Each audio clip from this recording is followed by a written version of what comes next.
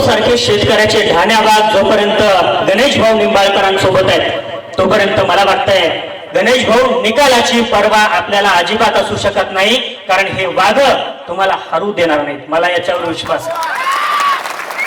तुम्ही पाहिलं असेल फॉर्म भरायच्या आदल्या दिवशी भावी आमदारांनी पक्षाच्या खरं तर पक्षासोबत संवाद साधला, काही भावी आमदारांनी नेत्यासोबत संवाद साधला, पण हा शेतकऱ्याचा ढाण्या वाघ असा आहे जो फॉर्म भरायच्या आदल्या दिवशी शेतकऱ्यासोबत संवाद साधायला आला.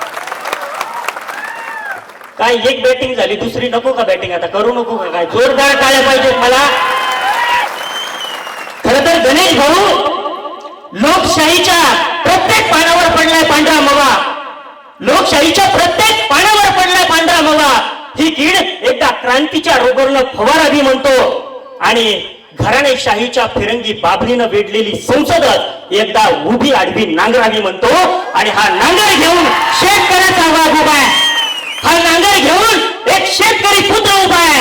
वाघांनो फक्त आपल्याला त्या शेतकऱ्याला पुढे सांगायचं आहे, हा नांगर असा घुसला पाहिजे की सगळ्या येड्या बाबळा असो नाही तर शाण्या बाबळा असो, त्या घराणेशाहीच्या सगळ्या बाबळा उठून संसद मोकळी झाली पाहिजे, शेतकऱ्याचा आवाज संसदेत गेला पाहिजे.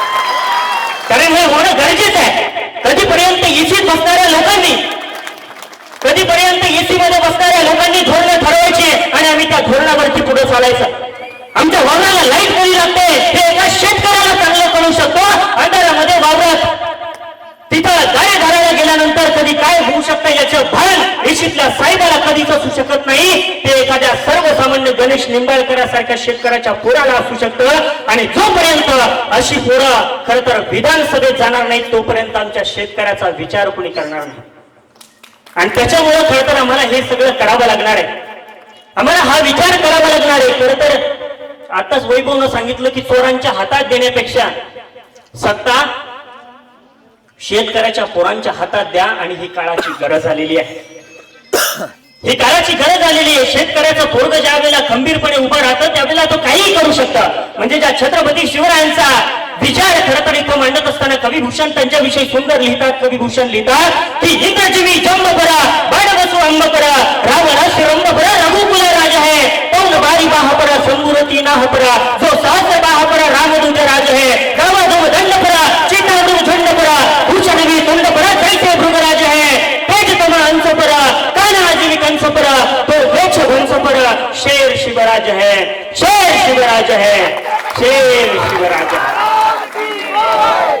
खरं तर एक प्रसंग आहे. म्हणजे गणेश भाऊ, बऱ्याच लोकांना असं वाटतं की शेतकऱ्याचं पोरग काय करू शकतं, शेतकऱ्याचं पोरग आहे स्वतः ज्याच्याकडे निवडणूक लढवायला पैसे नाहीत ते शेतकऱ्याचं पोरग काय करू शकतं. पण छत्रपती शिवरायांच्या काळातला एक प्रसंग आहे, कदाचित तुम्ही ऐकला असेल. एक 3-4 वर्षाचं पोरग आहे, वावरात आई वडिलांसोबत गेलाय आणि वावरात तिथे आई वडिलांसोबत गेला. आई वडील वावरात काम करतात, काबाड कष्ट करतात. पोरानं हातात एक काठी घेतली बारीक आणि लिंबाच्या खाली तो घोडा घोडा खेळत तिथं बसलेला आहे. त्याच्या कानावरती काही शब्द आलेले आहेत की शत्रू स्वराज्यात कधी बी येऊ शकतो, त्याच्यामुळे सावध राहिलं पाहिजे, सजग राहिलं पाहिजे. आणि त्यावेळेला ते पोरगा हातात काठी घेऊन तिथं उभा आहे आणि त्याला पाहिलं की दूरवरनं बांधावरनं 2-4 घोडे इकडे यायला लागले. ते घोडे त्या पोरानं पाहिले, हातातली काठी तशीच मुठीत आवडली. 4-5 वर्षाचं शेतकऱ्याचं पोरगा आहे, त्यानं ती मुठीत काठी आवडली, पोरगा पळत सुटलं. त्या बांधावरनं आलेल्या घोड्यांच्या समोर जाऊन पोरग उभा राहिलं आणि ते 4-5 वर्षाचं पोरग त्या बांधावरच्या घोड्या समोर उभा राहिलं आणि म्हणते खबरदार, खबरदार जरा टाच मारून चाल पुढे चिंधड्यात मुडबीन राई राई एवढ्या. 5-6 वर्षाचा पोरगा, ज्या पोराला काय कळत नाही आणखी, ते पोरगा हातात काठी घेते स्वराज्यावरती संकट येऊ नये याच्यासाठी उभा राहते म्हणते खबरदार. कुणे गावचे पाटील आपण कुठे चालला असे शिवही ओलांडून तीर असे लगाम खेचा हा घोडीचा राव टांग टाकूनी असे या तुम्ही खड्या अंगणी. असं म्हटल्यानंतर ते घोडेस्वार त्यांच्याकडे तलवारी होत्या, भाले होते, सगळं होतं. ते म्हणायला लागले हे 5-6 वर्षाचं पोरग इथं आलंय आणि आपल्याला दम द्यायला लागले की तुम्ही लगाम खेचा बाजूला या, इकडे घोडे थांबवा. त्यावेळेस ते घोडेस्वार हसायला लागले आणि त्यावेळेला ते 5-6 वर्षाचा शेतकऱ्याचा पोरगा उत्तर देते, अरे पोर म्हणून हसण्यावारी वेळ नकाले हुई मजका ओळखले हो तुम्ही हा मज मराठाचा मी बच्चा असे हे हाडही माझे लेचे पैसे नसे या नसा नसातून हिम्मत बाजी बसे आणि खबरदार जर टाच मारुनी जाल पुढे, चिंधड्या उडवीन राई राई एवढ्या, विरोधकांच्या अशा चिंधड्या उडवायच्या गणेश भाऊ निंबाळकर. आणि आता थांबायचं नाही, कारण काय, माझ्यासारखे हजारो शेतकऱ्यांची पोरं खरं तर राबतायत, उभं राहतायत, शेतकऱ्याच्या पोरांना लढायला बळ देत आहेत. मात्र हे सगळं चालू असताना म्हणजे यांच्या थेटे पॅकेजचं मुरवाण आपल्या गव्हाणीपर्यंत कधीच पोहोचत नाही. विमा आला आमच्याकडे येत नाही, कोणतीही गोष्ट आली प्रत्येक गोष्टीमध्ये आमचा शेतकरी लुबडायचं ठरवलंय. इथली व्यवस्थाच अशी आहे, म्हणजे तलाठ्याकडे जा, त्याला वाटतं शेतकऱ्याला फेरफार काढून दिला, 10-5 रुपये त्याच्याकडनं जास्त घेतले, मरतो काय शेतकरी एवढू सांग. एखाद्या बँकेत शेतकरी गेला तर बँकेतल्या मॅनेजरला वाटतं शेतकऱ्याचं आपण 5-50 हजाराचं क्रॉप लोन मंजूर करून दिले, 5-10 हजार त्यांना आपल्या खिशात घातले पाहिजे, मरतो काय शेतकरी एवढू सांग. एखाद्या बाजार समितीमध्ये गेला तर त्याची पट्टी तिथं अडवली जाते, त्याच्यात कर लावले जातात, त्याच्यात वेगवेगळे पैसे ऍड केले जातात, शेतकऱ्याला जिथं तिथं पिळवलं जातं आणि त्यांना वाटतं मरतो काय शेतकरी एवढू सांग. म्हणजे साधी गोष्ट आहे, एवढे करोडपती लोक, कारखानदार लोक, परंतु शेतकऱ्याचं ऊसाची बिलं जी आहेत तर ती बिलं थकवली जातात, त्याच्या ऊसाचा काटामध्ये मारला जातो, त्यांना वाटतं मरतो काय शेतकरी एवढू सांग. विरोधी बाकावरल्या लोकांना वाटतं की आता शेतकऱ्याचं आपल्याला भांडवल करावं लागणार आहे, कारण की सत्तेच यायचं असेल तर शेतकऱ्याची मताशिवाय आपल्याला पर्याय नाही. आणि म्हणून चला शेतकऱ्याच्या वावरात चला, त्याच्या बांधावर चला, त्याच्या वावरातल्या चिखलामध्ये चिखल तुडवत चला, कारण की शेतकऱ्याचं भांडवल केलं काय, मरतो काय शेतकरी एवढू सांग. सत्तेत आलेल्या लोकांना वाटतं अरे आता तर आम्ही सत्तेत आलोय, हळूहळू सगळे प्रश्न सोडू, शेतकऱ्याचे प्रश्न हळूहळू सोडू, मरतो काय शेतकरी एवढूशानं. खरं तर इथं जो तो शेतकऱ्याच्या मड्यावर तर दोन्ही खायला बसलाय. आणि मग सांगा ना कसा सुधारणार आहे आपला शेतकरी राजा, त्या कृषी प्रधान देशाचा राजा सुधारणार कसा. त्यासाठी शेतकऱ्याच्या पोरानं खांद्यावरती रुमणं घेऊन इथल्या व्यवस्थेला टक्कर द्यायला उभं राहावं लागणार आहे. त्यासाठी एखादा नांगर बैला सकाळी घेऊन इथल्या व्यवस्थेला धोडा लावणारा एखादा शेतकऱ्याचा पोरगा उभा राहावा लागणार आहे. आणि गणेश भाऊ निंबाळकरांच्या स्वरूपानं खरं तर हे होताना पाहायला मिळतंय. म्हणून शेतकरी बांधवांनो, जर का शेतकरी बांधवांनो जर का गणेश भाऊ निंबाळकर आमदार झाल्याने आपले सगळे प्रश्न सुटणार असतील तर मला वाटतंय आपण गणेश भाऊ निंबाळकरांना आमदार केलंच पाहिजे. कारण शेतकऱ्याचा प्रश्न महत्वाचा आहे, शेतकऱ्याच्या अडचणी महत्वाच्या आहेत. आणि त्या जर अडचणी एखाद्या शेतकऱ्याचं पोरगं सोडू शकतं तर त्याच्या पाठीशी आपण उभं राहावं लागणार, त्याच्याशिवाय पर्याय नाही. इथल्या व्यवस्थेनं म्हणजे बघा ना, लोक म्हणतात काही नाही जमलं तर त्याने यावं शेती करावी. एवढी खरंच शेती सोपी आहे का? शेतीला दर्जा ठेवला नाही, शेतीला किंमत ठेवली नाही. एवढंच काय तर मार्केटमध्ये शेती नावाला व्हॅल्यू सुद्धा इथल्या व्यवस्थेनं ठेवली नाही. कुणाला जर सांगायचं झालं माझा बाप शेती करतो तर गणेश भाऊ निंबाळकर अभिमानानं सांगण्याची ही गोष्ट आम्हाला वाटत नाही. म्हणजे लोकांना वाटतं माझा डॉक्टर आहे, अभिमानाने ते सांगतात, पण आमच्या शेतकऱ्याच्या पोराला अभिमानाने ही गोष्ट सांगता येत नाही का? कारण की शेतीची व्हॅल्यू 0 करून ठेवली आहे आणि ही व्हॅल्यू आम्हाला वाढवावी लागणार आहे, ही किंमत आम्हाला वाढवावी लागणार आहे. लोकांना वाटतं काही नाही जमलं मग शेती केली पाहिजे, शेतकरी अडाणी आहे. पण मी कायम सांगत आलोय, वेगवेगळ्या कार्यक्रमाच्या माध्यमातून शेतकऱ्याच्या पोरांना सजग करत आलोय. शेतकऱ्याच्या वाघांनो, खरं तर आपल्या एवढं समृद्ध आणि आपल्या एवढं शिकलेलं लोक म्हणतात शेतकरी अडाणी आहे. भले त्या काळात शाळा नव्हत्या, आमचा बाप शाळेत न जाऊ शकला, पण आजही आमचा बाप वावरात जर चक्कर मारायला गेला तर वावरात गेल्यानंतर वावरातले वाकड्या दांडीचे 2-4 ज्वारीचे बाजरीचे काय कंस भेटतील ते वाकड्या दांडीचे 2-4 कंस वावरातनं घरी घेऊन येतो आणि गावातल्या मंदिरातल्या घंटीजवळ आजही ते कंस आणून लटकवतो. का असतात हे देवळातल्या घंटीजवळ ही कंस का लटकवली जातात? तर आमचा बाप म्हणतो की त्या देवळाच्या आजूबाजूला बरीच पाखरं फिरत असतात, त्या पाखरामध्ये सुद्धा जीव आहे, त्यांच्या पोटा पाण्याची व्यवस्था झाली पाहिजे. अरे खरा पांडुरंग देवळात नसतोच रे दादा, खरा पांडुरंग हा चिमण्यांच्या चोचात असतो हे आमच्या बापाला कळतं. सांगा ना मग आमचा बाप अडाणी नेमका कसा? आमचा बाप नेमका अडाणी कसा?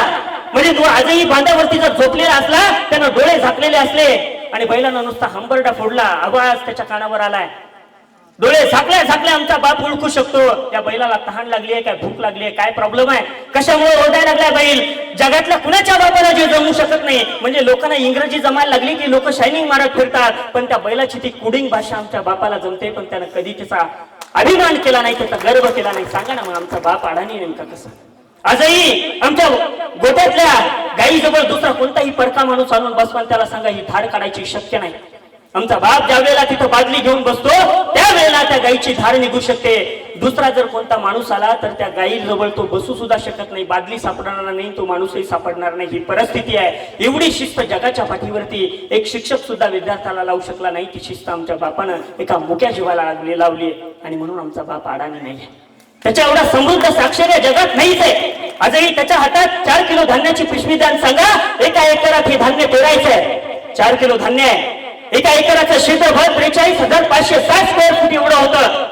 पण त्यांना टिपणीवरती ती मूठ धरल्यानंतर लक्षात येतं, त्यांना त्या पेरायला सुरुवात केल्यानंतर लक्षात येतं, आणि ते पेरणी झाल्यानंतर ज्या वेळेला पीक वर येतं तेव्हा कळतं की 2 पिकातलं अंतर आणि 2 तासामधलं अंतर कुठंच कमी जास्त झालं नाही.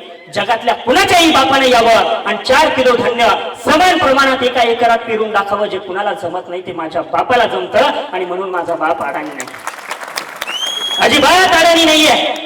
खरं तर शेती हे कौशल्य आहे, त्याला सुद्धा ज्ञान लागतं, काहीतरी त्याला टेक्निक लागते. आजही बघा, म्हणजे वावरातली जे काही ज्वारीचे बाजरीचे कंस निघल्यानंतर ज्या पेंड्या वळई त्याला म्हटलं जातं, आमच्याकडे गंज म्हणतात.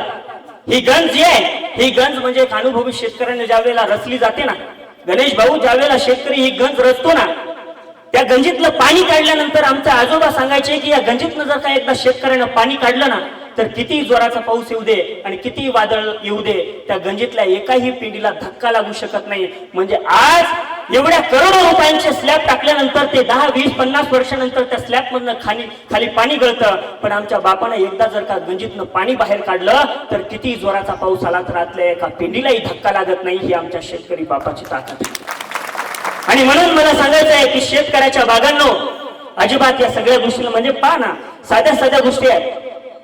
साधं शेतकऱ्याचं मातीचं घर, पत्राचं घर, पण त्याच्या घराच्या समोर जर का मिरगाचा किडा पडला ना, तर आमच्या घरातली आई पळत पळत घरात जाते आणि पंचफाळं घेऊन बाहेर येते. त्या मिरगाच्या किड्यावरती हळद आणि कुंकू टाकते. आज लोक सांगतात देव हा दगडात नाही, पण आमची आई कितीतरी वर्ष झाले सांगत आली आहे, अरे खरा देव दगडात नसतोच, कधी या किड्या मुंग्यांमध्ये असतो. कारण मिरुग हा शेतकऱ्याला कुठंतरी चांगले दिवस घेऊन येतो, आणि या किड्या मुंग्यांमध्ये खरा देव असतो.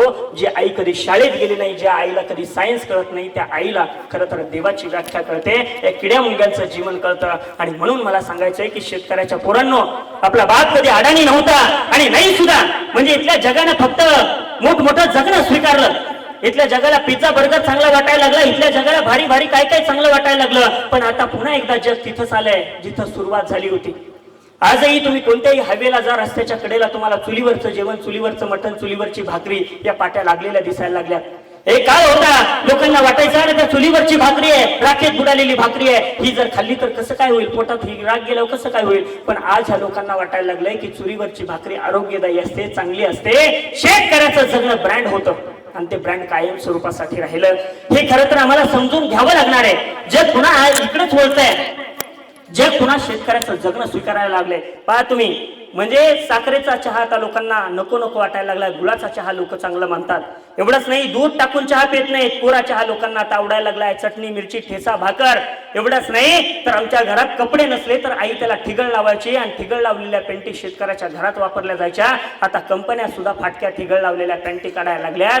शेतकऱ्याचं जगणं ब्रँड होतं आणि ते आम्हाला समजावून घ्यावं लागणार आहे. एखाद्या झाडाखाली बसून गुडघ्यातली भाकर सोडून खाणं यात कसलाच कमीपणा नाही. अभिमानानं छाती ठोकून शेतकऱ्याच्या पोरांना सांगायला शिका, मी एक शेतकऱ्याचा पोरगा आहे. आणि खरं तर हा स्वाभिमान बाळगावा लागणार आहे. हा स्वाभिमान निर्माण होईल पण ज्या वेळेला गणेश भाऊ सारखे शेतकऱ्याची पोरं इथल्या सभासदामध्ये, कुठंतरी संसदेमध्ये जाऊन ज्या वेळेला शेतकऱ्याचा आवाज मांडायला लागतील, शेतकऱ्याच्या भूमिका मांडायला लागतील, इथल्या व्यवस्थेला टक्कर द्यायला उभं राहतील, त्यावेळेला या सगळ्या गोष्टी होऊ शकतात. आणि कायम मला एक सांगायचं महत्वाचं की इथल्या व्यवस्थेत बदल करावा लागणार आहे. शेतकऱ्याची जी ही अवस्था आहे, म्हणजे आजही पाहना त्यांना किती गंभीर परिस्थिती आहे. शेतकरी या जगात कुणीच एवढा आत्महत्या करत नाही, या जगात कुणीच औषधाचा डबा घेऊन मरत नाही, आमचा शेतकरी बाप मरतो. मग याला धोरणं जबाबदार असतीलच ना, कुठं ना कुठं काहीतरी गोष्टी जबाबदार असतीलच ना. ह्या मला समजावून घ्यावे लागणार आहे. शेतकऱ्याच्या पाठीशी उभा राहणाऱ्या या शेतकऱ्याच्या वाघाला खरं तर प्रचंड बहुमतानं साथ द्या, एवढंच खरं तर सांगाल. आणि शेवटी जाता जाता महत्वाचा मुद्दा आहे हे म्हणजे खरं तर यांच्या थिट्या पॅकेजचं मुरवाण आमच्या गव्हाणीपर्यंत कधीच पोहोचत नाही. यांच्या थिट्या पॅकेजचं मुरवाण आमच्या गव्हाणीपर्यंत कधीच पोहोचत नाही. थेट संसदेपासून आमच्या शेतकऱ्याच्या बांधापर्यंत एक नवी पाईपलाईनच करावी म्हणतो, आणि फिरंगी बाबडीनं वेढलेली ही संसदच एकदा नांगरावी म्हणतो. खरं तर हा नांगर शेतकऱ्याच्या पोरानं हातात घेतलाय. माय बाप हो, ही संधी आहे तुम्हा आम्हाला आमदार होण्यासाठी, ही संधी आहे शेतकऱ्याला आमदार करण्यासाठी, ही संधी आपल्या गावाला खरं तर मला एवढंच सांगायचं की गावाचं इथल्या तुमच्या विधानसभेचं सगळ्या मतदारसंघाचं सोनं जर करून घ्यायचं असेल तर आज सोन्यासारखा माणूस तुमच्या समोर आहे. त्या सोन्यासारख्या माणसाला खरं तर मतदान करा. पैसा पाहू नका, अडका पाहू नका, आलेली अफवा पाहू नका. फक्त एकच पहा की हा शेतकऱ्याचा पोरगा आहे आणि शेतकऱ्याच्या पोरानं म्हणजे आजही आमचा बाप सांगतो की आजही शेतकऱ्याच्या खिशात त्यानं म्हणजे पैसे कमवले नसतील, तो फाटक्या कपड्यात असेल, पण शेतकऱ्याच्या खिशात कधीच कुणाच्या तळतळाटाचा एकही रुपया असू शकत नाही. आणि खरं तर हे सत्य आम्हाला स्वीकारावं लागणार आहे. गणेश भाऊ खरं तर खंबीरपणे उभा राहा. शेतकऱ्याच्या पोरांची प्रचंड मोठी साथ आहे आणि इथं आल्यानंतर हे लक्षात यायला लागतं, कारण की तुमच्या मतदारसंघातलं मला काय माहिती नाही, पण एखादा शेतकऱ्याचा पोरगा उभा राहतो, ठणकावून सांगायला लागतो. इथं वैभव सारखा एखादा शेतकऱ्याचा पोरगा उभा राहतो, ठणकावून सांगायला लागतो. आणि यासाठी खंबीरपणे ज्या वेळेला सोबत उभा राहतात ही शेतकऱ्याची पोरं उभा राहतात.